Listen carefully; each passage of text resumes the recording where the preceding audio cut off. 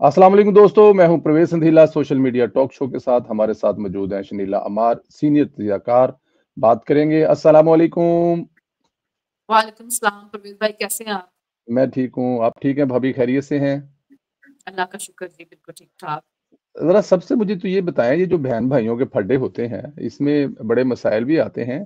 ये अभी अचानक इमरान खान की बहनों को क्या हो गया है? वो कह रही हैं कि हमने कुछ बदयानती की है, जो खान साहब कहते थे, वो बाहर आकर बताती नहीं थी पूरा, और उसके बाद फिर हमने उसका कोई फ़ॉलो अप भी नहीं लिया। और वो ये भी कह रही हैं कि इमरान खान साहब माइनस हो गए हैं, क्योंकि पार्टी की तरफ से तो माइनस नहीं कहा जा रहा था, लेकिन अलीमा खान साहिबा की तरफ से कहना कि माइनस इमरान खान। देखिए जो अलीमा खान है, एक बहन होने के नाते जो भाई के लिए उनका कंसर्न होता है वो नज़र आता है। लेकिन यहाँ पे ऐसा नज़र आ रहा है जैसे अलीमा खान बहुत ना एम्बिशियस हो चुकी हैं पॉलिटिक्स को लेके। और वो जब बाहर आती है तो उनकी एक टोन होती है, बड़ी हार्ड किस्म की होती है, बड़ी हार्श किस्म की होती है। अब इमरान खान जब पार्टी लीडर के साथ बात करते हैं तो वहां से हमें कुछ और नजर आता है, लेकिन जब अलीमा खान नजर आती है तो वहां से हमें कुछ और नजर आ रहा होता है इमरान खान का एटीट्यूड। फिर उसके बाद जो एक सोशल मीडिया टीम पे जिब्रान इलियास जैसे बैठे हुए वो ट्वीट ऐसी कर देते हैं कि अगर कहीं से भी इमरान खान को कोई कंसेशन मिलनी हो तो वो बिल्कुल खत्म हो जाती है। तो पार्टी के अंदर इतनी ग्रोहबंदियां हो चुकी है कि इनका अपना वर्कर भी कंफ्यूज हो चुका हुआ है। अब गंडापुर की जो बात है तो वो बात देखिए एक हिसाब से वो बिल्कुल ठीक कह रहे थे कि अगर बजट पास ना होता, मतलब चाहे बजट पास ना होता तो वो तो ये होता है ना कि आपकी हुकूमत गई। लेकिन अगर बजट पेश ही ना हो तो इसका मतलब ये था कि आपकी हुकूमत तो कायम है। लेकिन जो वजीर आला है वो तो पेट्रोल तक नहीं अपनी गाड़ी के लिए डलवा सकेगा, क्योंकि आपके सारे जो असासे हैं या बैंकों के जो अकाउंट है वो सारे मुंजमद हो जाएंगे, क्योंकि आपने कोई बजट पेश नहीं किया, आपके पास पैसे ही नहीं है आगे चलाने के लिए। तो उसके लिए तो सूरत हाल ये थी कि आपकी इस वक्त कहीं पे भी हुकूमत नहीं सिवाय केपीके के, और उन सबको रिलीफ मिलता है केपीके से।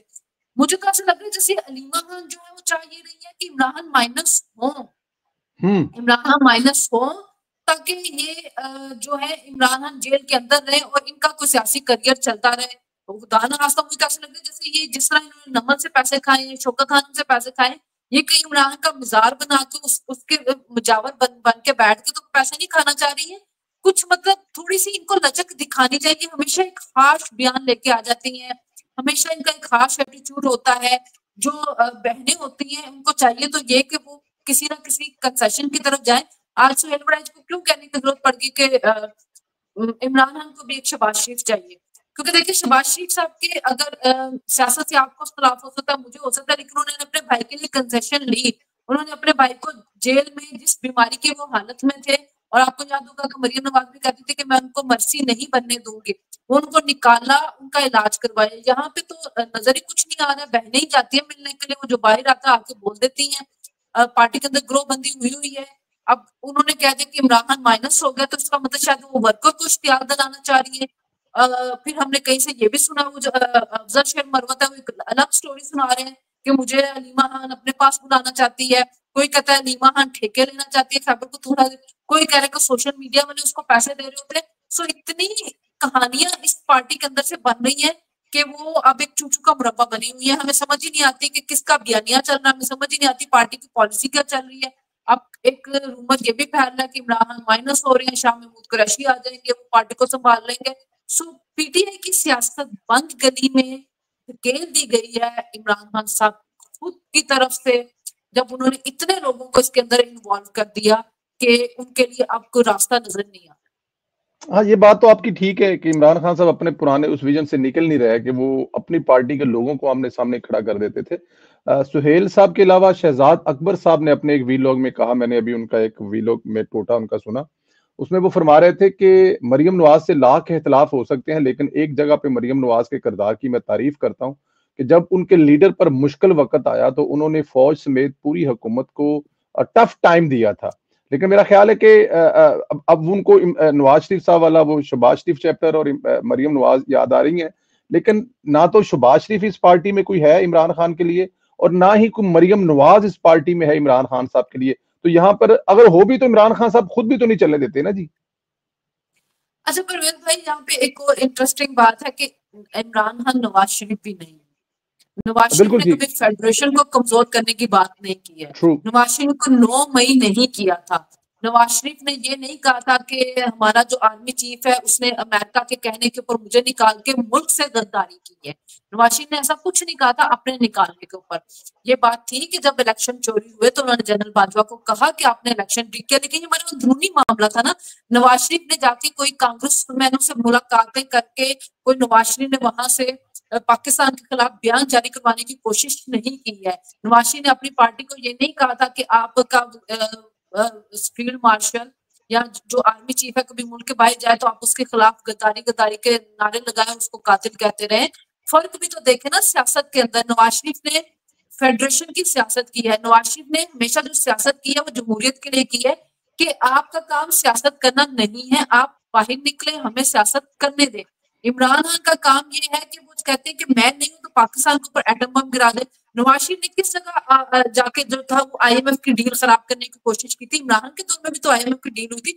उस डील को इमरान खान खुद खराब करके गए थे जब उन्होंने पेट्रोल की कीमत कम कर दी, बिजली की कीमत कम कर दी, जो कि उन्होंने खुद बढ़ाने का उनके साथ एग्रीमेंट किया होता, जिसकी वजह से आईएमएफ ने मुआवजा सस्पेंड किया था। शुभाशीष साहब को उनकी टफ शराइत माननी पड़ी थी इस मुल्क को डिफॉल्ट से निकालने के लिए, जो कि हमारी आवाम को अभी तक चीजें समझ नहीं आ रही कि अगर आज महंगाई उस वक्त बहुत ज्यादा बढ़ गई थी, जिसका उन्होंने कहा कि उनको वोट बैंक के ऊपर भी असर पड़ा, तो उसमें उन्होंने डिफॉल्ट से निकाला था मुल्क को। शायद कई लोग ये रिएक्ट भी कर रहे होंगे कि इमरान का गंद क्यों साफ करे, लेकिन यही मुहब्बे वतन सियासतदानों की निशानी होती है कि वो मुल्क को डिफॉल्ट से बचाते हैं, उसके लिए अपनी परवाह नहीं करते अपने सियासी कैपिटल की। जबकि इमरान खान जैसे लोग ये कुछ करते, आपको वो टेप याद है ना, वो जो ऑडियो आई थी जिसमें शौकत तरीन कह रहे थे पंजाब के वजीर खजाना को कि आप आईएमएफ की जो है उसको मत माने, तो उसने कहा इससे मुल्क को नुकसान होगा। उसने कहा तो होने दो, हमने खान के साथ है। अभी भी ये इमरान खान जो है वो ये चाह रहे हैं कि बजट तो पास हो, लेकिन जो सरप्लस में बजट देना ना केपीके ने आईएमएफ की शरारत का, वो ना माने ताकि हुकूमत को मुश्किल पेश आए। तो इमरान खान का अपना रवैया, इमरान खान की अपनी सियासत जो है ना, वो किसी जगह पे भी अगर उसके पास शहबाज शरीफ भी हो, मरियम नवाज भी हो, वो चीज आने नहीं देना चाह रही किसी भी उसके ऊपर, क्योंकि आपने रियासत के खिलाफ बगावत की हुई है। 9 मई किसके खिलाफ था? आईएमएफ की डील कौन सबूताज करना चाहता है? बाहर के मुल्कों में जाके पाकिस्तान के खिलाफ कौन जो है वो पास करवा रहा है करारदादे। और ये देखें कि जब इंडिया और पाकिस्तान की जंग हुई, इनके सोशल मीडिया का क्या किरदार था? आपको याद होगा कि ये बैठ के लगे हुए थे कि पाकिस्तान के पास तो है ही कुछ नहीं, पाकिस्तान तो अटैक कर गया, पाकिस्तान के ऊपर ये तबाही हो गई, फिर बाद में क्रेडिट लेना शुरू कर दिया जी हमारे सोशल मीडिया ने उनको सोशल मीडिया को टफ दिया। अभी आप ये देखें कि अभी जब ईरान के ऊपर अमेरिका ने हमला किया तो इनके सोशल मीडिया के साथ ही मुझे इमरान खान की ट्वीट आप जाके देख लें, फिर बाद में वो कह रहे थे नहीं नहीं नहीं ये तो मैंने पूछने के लिए की है, जब दूसरे इनके लोग फैला रहे थे कि पाकिस्तान ने अपनी एयर बेस दी है अमेरिका को वहां पे अटैक करने के लिए। तो इनके अपने लोगों के रवैये हैं। ये लोग अभी भी सियासी तौर पे सियासत में दाखिल नहीं होते। आप होगे, मैं होगे, या जो दूसरे लोग होंगे जिनका एक इख्तिलाफ होता है कि वो सियासत में ना आए, लेकिन हम अपनी रियासत के दुश्मन नहीं, हम अपनी फौज के दुश्मन नहीं है। अगर हमारा इंडिया के साथ मुकाबला होगा तो हम अपनी रियासत के साथ खड़े, हम अपनी फौज के साथ खड़े, हम अपनी फौज को बदनाम नहीं करते, हम अपनी फौज को, अपने मुल्क को प्रोपेगेंडा नहीं करते। इनकी एक जो लंदन में बैठी हुई सारा मीर इनकी सोशल एक्टिविस्ट है, आपने देखा था कि उन्होंने क्या ट्वीट की थी? जल्दी से बताओ पाकिस्तान के अंदर कोई अमेरिकन एयर बेस है, ताकि वो कहना ये चाहते कि ईरान हमारे ऊपर उस एयर बेस के ऊपर हमला करते। इनके एटीट्यूड ये है, और फिर ये सियासत में आगे कंसेशन मांगने की कोशिश कर रहे हैं। पहले ही अपने रवैये तब्दील करें, रियासत के साथ इनको मोहब्बत है, इनकी सारी वफादारियां खान के साथ है। और खान साहब क्या चाहते हैं कि मुझे गोद में बिठा ले, मुझे गोद में बिठा दो, बाकी सब लोगों को आप जेलों में भेज दें, फांसियों के ऊपर चढ़ा दें। खान साहब जब तक सियासी अप्रोच नहीं अपनाएंगे, जब तक वो सियासतदानों के साथ नहीं बैठेंगे, उनके लिए कोई कंसेशन नहीं निकलेगी। जो फील्ड मार्शल है वो तो बार बार एक ही बात कहते हैं कि जब आप सियासतदानों की तरफ जाएं, तो ये बार बार उनकी तरफ जा रहे होते हैं, उनके पास पहुंच रहे होते हैं कि नहीं नहीं आप हमारे साथ कोई डील करें।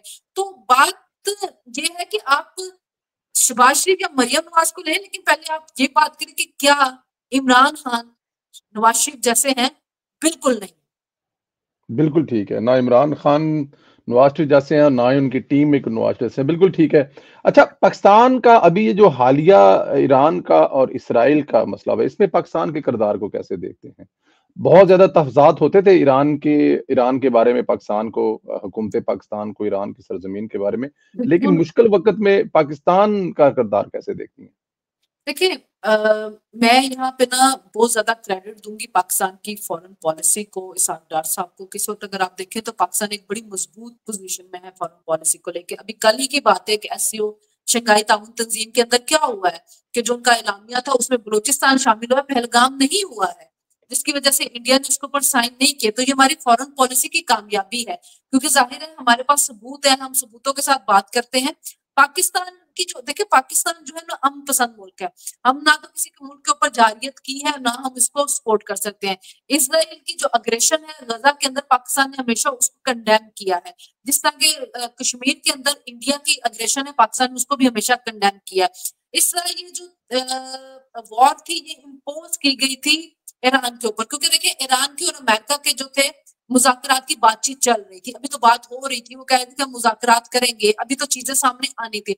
लेकिन चूंकि नेतन्याहू अपने मुल्क में कमजोर हो रहा था, उसको सियासी तौर पे बहुत सी मुश्किलात का सामना करना पड़ा था। जैसे कि हमने मोदी को देखा था कि मोदी सियासी तौर पे वीक हो रहा था, तो उसने पहलगाम का फॉल्स फ्लैश ऑपरेशन किया और उसके बाद पाकिस्तान के ऊपर इल्जाम लगा। और अभी बाय द वे अभी तक उनकी इंक्वायरी कंप्लीट नहीं हुई है, अभी तक उनको पता नहीं कि हुआ क्या है। लेकिन पाकिस्तान के ऊपर इल्जाम लगा है, पाकिस्तान के ऊपर हमला कर दिया, इसी वजह से वो दुनिया में तन्हा है, दुनिया उनका मौकफ नहीं सुन रहे।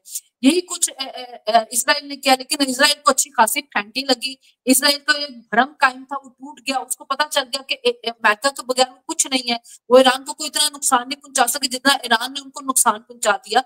तो पाकिस्तान तो जाहिर देखिए, जहां पे भी एग्रेशन होती है, कुछ होता है, पाकिस्तान उसकी मजम्मत करता है। हमें ईरान से तहफुजात का शिकार हम हैं। कुलभूषण जाधव वहीं से पकड़ा गया हुआ है, अलकायदा तो वहां पे ट्रेनिंग होती रही है।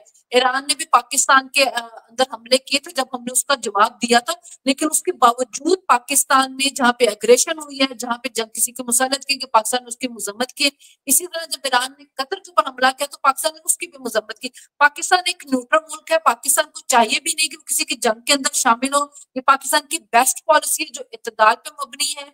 पाकिस्तान किसी की जंग का हिस्सा बनना भी नहीं चाहता। पाकिस्तान अपनी सरहद को अब इस्तेमाल भी नहीं होने देना चाहता, क्योंकि माजी में देखे हमने प्रॉक्सी बन के, ये जो डिक्टेटर आते रहे प्रॉक्सी बनते रहे हैं और उसके अंदर पाकिस्तान नुकसान उठाता रहा। लेकिन आज एक जमहूरी हुकूमत थी, नवाज शरीफ साहब का शुरू दिन से आप देख लें स्टांस के, उन्होंने कभी भी किसी भी मुल्क की प्रॉक्सी बनने से इनकार किया है। वो कभी भी नहीं चाहते कि हमारी एयर बेस, हमारी फौज किसी दूसरे मुल्क के खिलाफ इस्तेमाल हो। तो वही आज हमें फॉरेन पॉलिसी में नजर आए, वही कामयाबी कि आज दुनिया पाकिस्तान के साथ खड़ी है, दुनिया पाकिस्तान के साथ तजारत करना चाह रही है। आप डोनाल्ड ट्रंप को देख लें, वो हर रोज पाकिस्तान की तारीफ कर रहे होते हैं, फील्ड मार्शल की कर रहे होते हैं, पाकिस्तानी क्यादत की कर रहे होते हैं, पाकिस्तानी अवाम की कर रहे होते हैं।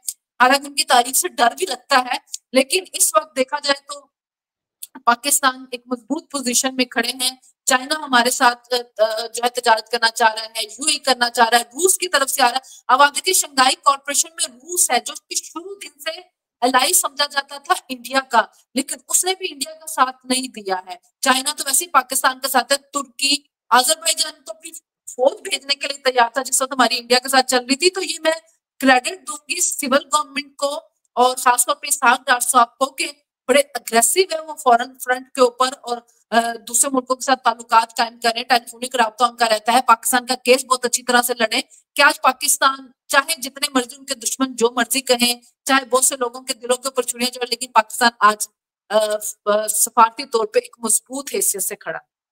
बिल्कुल ठीक है, इसमें तो कोई शक नहीं है सफारतकारी के मैदान में। और पॉजिटिव मीडिया के जो हमारा जो रहा है, सोशल मीडिया से लेकर डिजिटल मीडिया, उसके मैदान में भी पाकिस्तान बड़ा कामयाब रहा है। अच्छा, फील्ड मार्शल का जो दौरा था सदर ट्रंप की खसूसी दावत पर, ये ख्वाब तो इमरान खान साहब का था और हमें भी ये बताया भी गया, इलेक्शन से पहले डराया भी गया कि जैसे ही इलेक्शन होंगे तो पता नहीं उसके बाद व्हाइट हाउस में बुलाया जाएगा, खान साहब के ऑर्डर आएंगे। ये सारा उल्टा हुआ कैसे है? और ये जो आपने एक लफ्ज इस्तेमाल किया ना कि डर भी लगता है ट्रंप की तारीफों के बाद कि कहीं वो उल्टे ना पड़ जाएं, इस पे मतलब फील्ड मार्शल को बुलाना और इतना इज्जत और रिस्पेक्ट और पाकिस्तान के बारे में बार बार पॉजिटिव, क्या वजह हो सकती है? किस वजह से ये ट्रंप का रवैया? देखिए ट्रंप जो है ना, आप उनकी पॉलिटिक्स को समझे, वो एक सियासतदान है, वो और बिजनेसमैन भी है। वो बिजनेसमैन भी चाहते है। यही है कि तजारत हो और मुल्कों के अंदर जंग में, उनका पिछला दौर भी देख लो, किसी जंग में नहीं गए थे। जी और इस दफा भी जब से आए तो कहते गजा की जंग जो है बंद कराए। अभी आप पढ़ ही रहे हैं कि जी, इसराइली कोई मीडिया के हल अंदर बता भी रहा है। खबरें आ रही हैं कि गजा का 2 हफ्ते के अंदर कोई ना कोई हल निकल आएगा, जिसको अर्ब कंट्री भी जो है वो मंजूर कर लेंगे।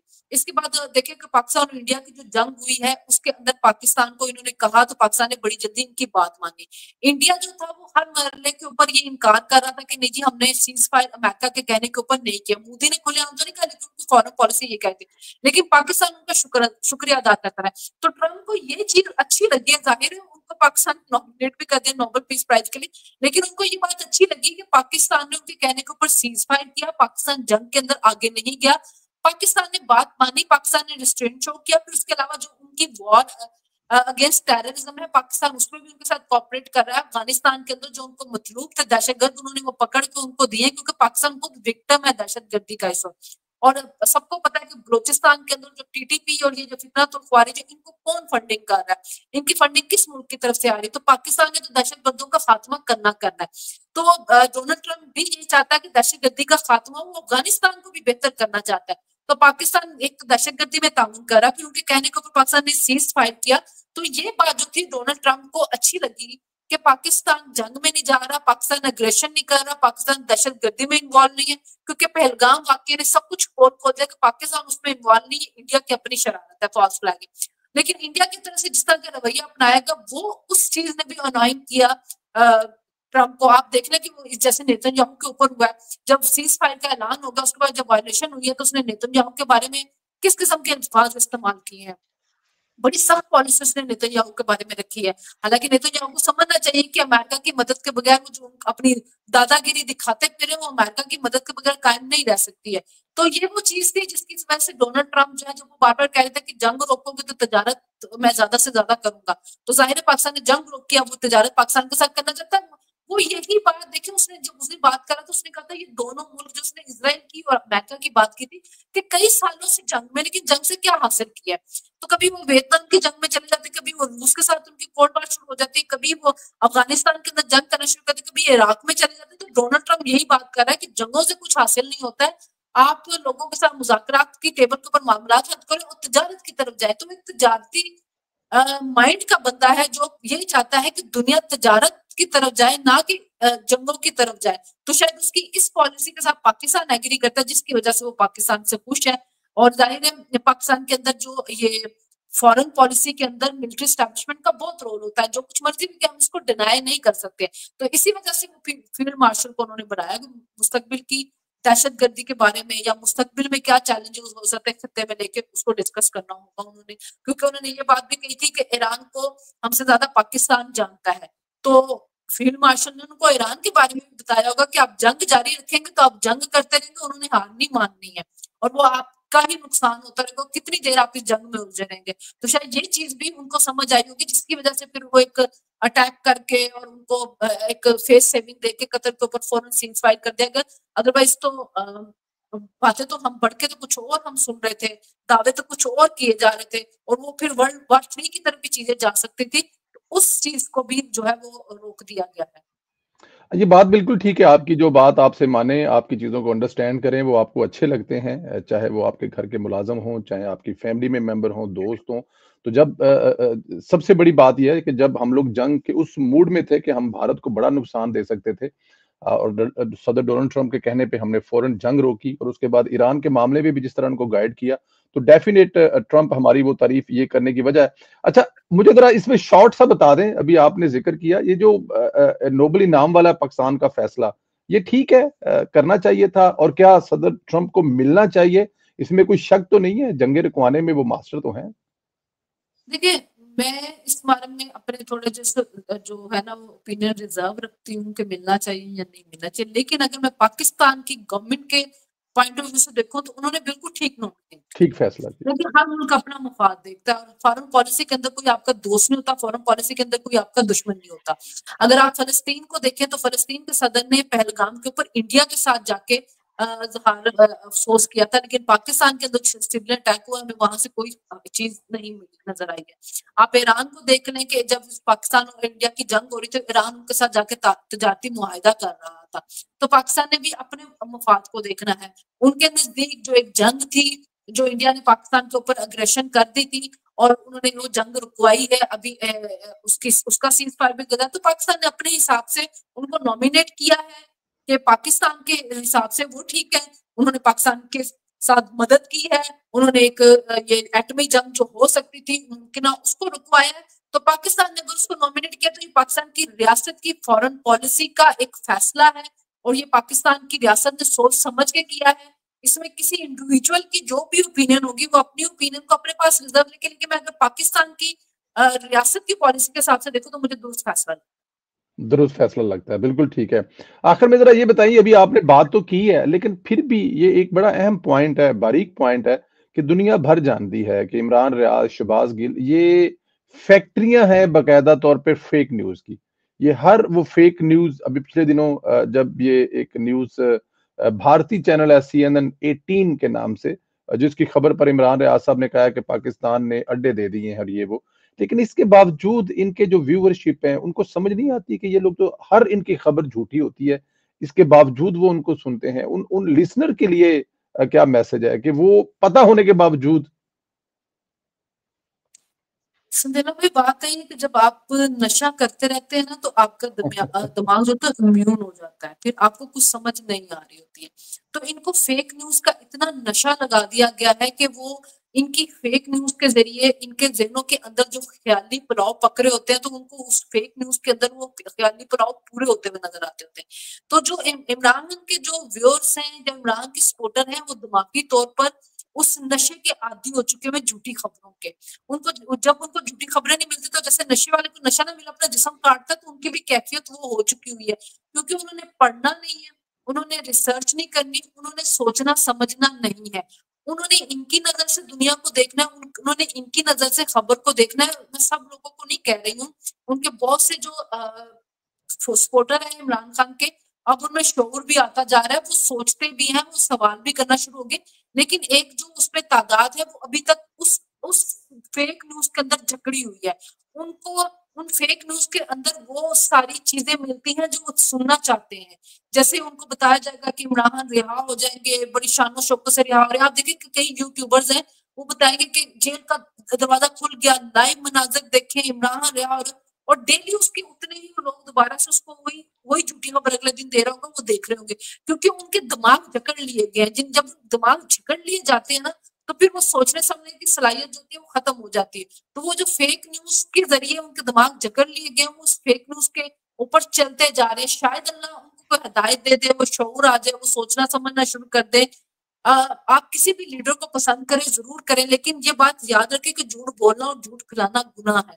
अगर आप किसी का झूठ सुन रहे हैं और उसी को आगे फैला रहे हैं, तो कुरान में भी ये बात है कि जब आपके पास कोई खबर आए तो उसकी तस्दीक कर लिया करें, रिसर्च कर लिया करें। तो जब आपके पास वो झूठी खबर एक दफा आएगी, दो दफा आएगी, तीसरी दफा आपको लानत भेज देनी चाहिए झूठ बोलने वालों के साथ। लेकिन फिर वो बात है कि वो जिस तरह नशा का बंदा आदी हो जाता है, उस तरह वो फेक न्यूज के आदी हो चुके हैं।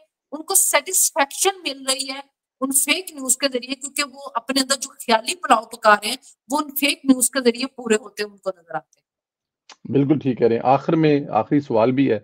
आज मरियम नवाज साहिबा जो हैं वो पंजाब असेंबली में बजट पर तकरीर करने जा रही हैं। तकरीबन 16 महीने उनके बनते हैं हुकूमत में, 103 बड़े प्रोजेक्ट शुरू किए हैं और तकरीबन 3000 छोटे ऐसे प्रोजेक्ट जिनमें बहुत सारे मुकम्मल हो चुके हैं और बहुत सारे मुकम्मल होने के नजदीक है। कैसे देखती हैं 16 महीने की जो मरियम नवाज साहिबा की कारकर्दगी?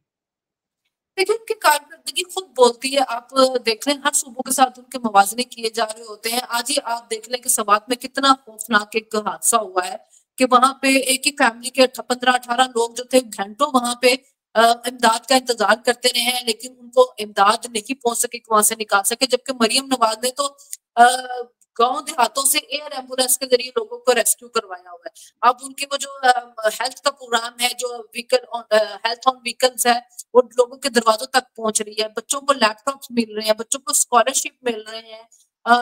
एक लाहौर में एक मार्केट है, टोरंटन मार्केट, जो जहाँ पे परिंदे वगैरह बिकते थे, उसकी बहुत इतनी पुरानी हालत बुरी मार्केट है, थी जी। बहुत पुरानी मार्केट है वो। बहुत, उसके पास से आप गुजर नहीं सकते थे, स्मेल आती थी जो। और अब आप जाके के देखो उसका नक्शा बदल गया है। जो लाहौर में रहते हैं वो कह रहे हैं, लाहौर में नहीं, इवन मेरा पंजाब में देहातों में रहने वाले लोगों के साथ ताल्लुक है, उन्होंने कहा कि वहां पे भी जो ये कूड़ा उठाने वाली जो गाड़ियां वो पहुंचती हैं। अभी ईद थी तो किस तरह आपका पूरा पंजाब से लाशें उठा दी गई, सफाइयां कर दी गई। अभी पंजाब में बारिश हुई है, लाहौर में बारिश होती थी, पानी खड़ा होता था, वो खुद जाके मॉनिटर कर रही है। जिस तरह उन्होंने इस दफा बजट बढ़ाया, तालीम का जितना उन्होंने बजट बढ़ाया, हर कोई उसको अप्रिशिएट कर रहा है। हेल्थ और तालीम, हमेशा से ये बात कही जाती थी कि ये हुकूमतों की प्रायोरिटी होनी चाहिए कि लोगों को हेल्थ की सुविधा फराहम करे, लोगों को तालीम दे।